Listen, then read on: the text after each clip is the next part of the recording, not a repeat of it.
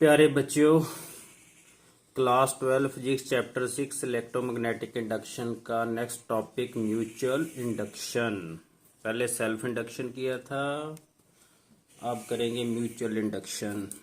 The phenomena according to which an opposing EMF is induced in a coil due to change in current और magnetic flux in the neighbouring coil is called mutual induction. ये दो coils साथ साथ में रखी हुई हैं, एक दूसरे पर ओवरलैप कर रही हैं। जहां तो ऐसे ही शो करना पड़ेगा ना।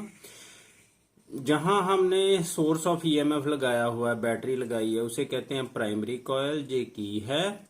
और उसके साथ जो कॉइल रखी हुई है उसे कहते हैं सेकेंडरी कॉइल। जे गैल्वेनोमीटर लगा दिया है ताकि जो करंट इसमें फ्लो करे पता चल जाए। तो जहां यही लिखा है भी the phenomena to which an opposing EMF is induced. Opposing EMF इसमें इंड्यूस होगी, इसमें भी इंड्यूस होगी। जितनी देर करंट ग्रो करेगा या डिके करेगा तब ही ईएमएफ इंड्यूस करती है। प्यारे बच्चों, जब इसमें करंट फ्लो करेगा, हमने की ऑन कर दी है, तो करंट बढ़ेगा, ग्रो करेगा, तो इसमें मैग्नेटिक फील्ड प्रोड्यूस होगा। मैग्नेटिक लाइंस ऑफ फोर्सेस जो इसमें प्रोड्यूस हुई हैं वो इस कॉइल को भी कट करेंगी। कहने का मतलब इस जो नेबरिंग कॉइल है, सेकेंडरी कॉइल, उसमें भी magnetic lines of force cut करेंगी, तो नेचुरली उसमें भी ईएमएफ इंड्यूस होगी। देखो, फैराडेज लॉ के मुताबिक जब प्राइमरी कॉइल के नज़दीक कोई कॉइल रखते हैं तो उसमें भी ईएमएफ इंड्यूस हो जाती है। या ऐसे भी कह सकते हैं कि करंट इंड्यूस होता है। ये अपोजिंग डायरेक्शन में होना, क्योंकि जहां फैराडे लॉ भी लगता है और लेंजिस लॉ भी लगता है। फैराडे लॉज के मुताबिक तो ईएमएफ इंड्यूस होगी। ईएमएफ इसलिए इंड्यूस होती है क्योंकि मैग्नेटिक फील्ड चेंज होता है। ये तो फैराडे लॉ हमने पढ़ा है।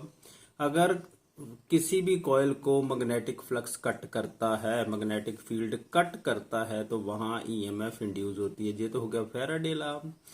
Oppose the cause which produces it, भी उल्ट डायरेक्शन में प्रोड्यूस होगी। कहने का मतलब अगर करंट जहां ग्रो कर रहा है तो उसे अपोज करेगी, that is Lenz's law.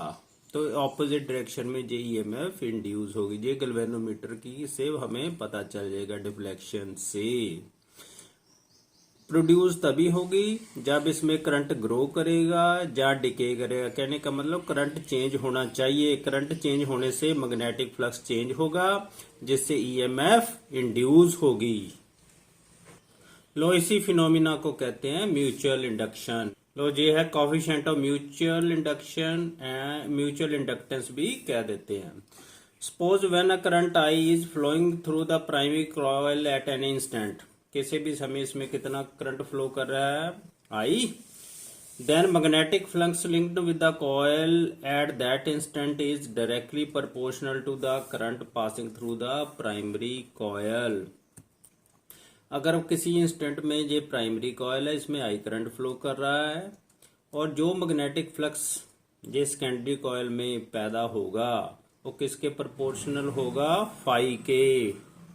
Phi का मतलब है magnetic flux. Magnetic flux is directly proportional to the current. ये मैग्नेटिक फ्लक्स जो चेंज हो रहा है वो हो रहा है सेकेंडरी कॉइल में, और करंट किस में फ्लो हो रहा है, प्राइमरी कॉइल में। तो प्रोपोर्शनैलिटी का साइन हटा दो, फाई इज इक्वल टू आ गया M I. M is called the coefficient of self induction of the coil. लो, जहां से डेफिनेशन बना लेते हैं।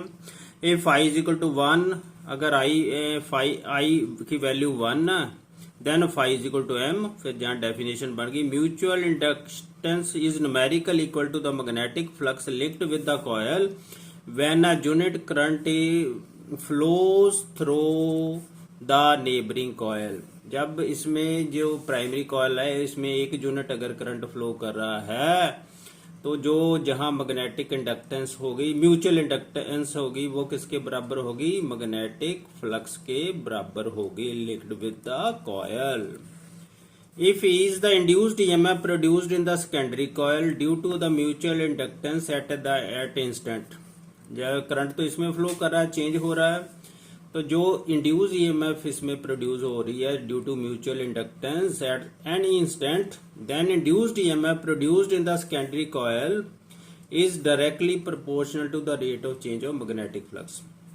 ये ईएमएफ किसके प्रोपोर्शनल होती है? Directly proportional to the rate of change of magnetic flux. ये कहाँ किया था हमने? फैराडेज लॉ किया था।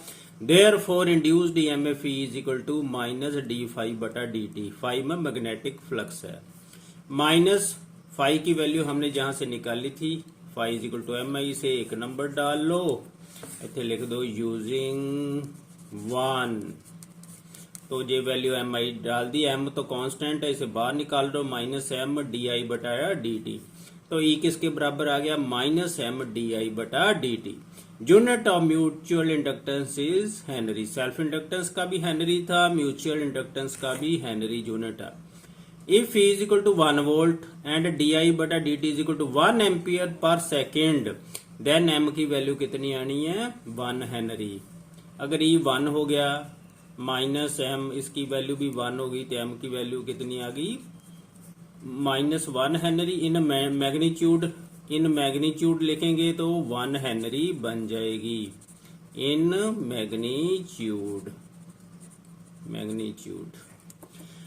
फिर आप डेफिनेशन जहां से बना सकते हैं, the mutual inductance of two coil is said to be 1 henry if the rate of change of current of 1 ampere per second in 1 coil, जैसे जहां प्राइमरी कॉइल में था, जो 1 ampere per second induces an EMF, एन कर लेते हैं, an EMF of 1 volt in the neighbouring coil.